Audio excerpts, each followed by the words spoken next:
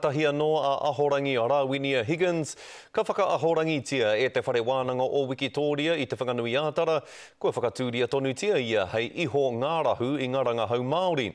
Tuia ki tērā, ka tahi anō ka oti i āia tāna pukapuka hou ko te kuraroa te hua o te reo Māori te ingoa, kei ngā uepu whaimana o te ao Māori hoki āia e noho mai ana.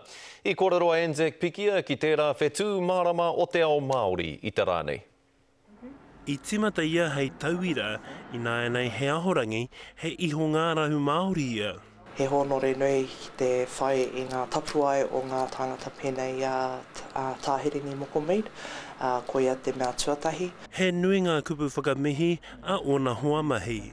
O ka roha ki te koe he nui ana mahi, nui ana tūrangi ro te whare wānanga o te rā mo tōna iwi a tūhoi, tatu ki te māngai pāho. Nā he mahi anō ka tahi tonu ka oti a Higgins, ahorangi poe a Rewi, rātou ko Vincent Olsen Reader, te pukapuka nei o te kuraroa, te hua o te reo Māori.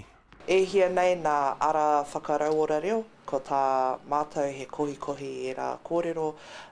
Kia ki te mai te motu whānui, he aha nei te hua o te reo Māori. Whakatāne tāna pukapuka hau, mo te reo Māori. Nā reira, te wahine nei he kāre anō kia ruruhi.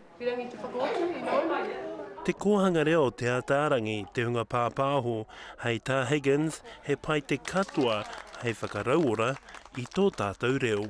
Koe nā tā mātou tino whāinga mō tēnei, kia ki te toko maha, anei ngā kaupapa, anei ngā hua kua puta, anei ngā piki me ngā heke.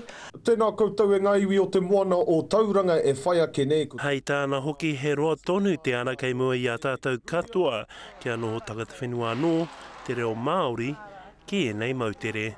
Anzac Pikia, te karere.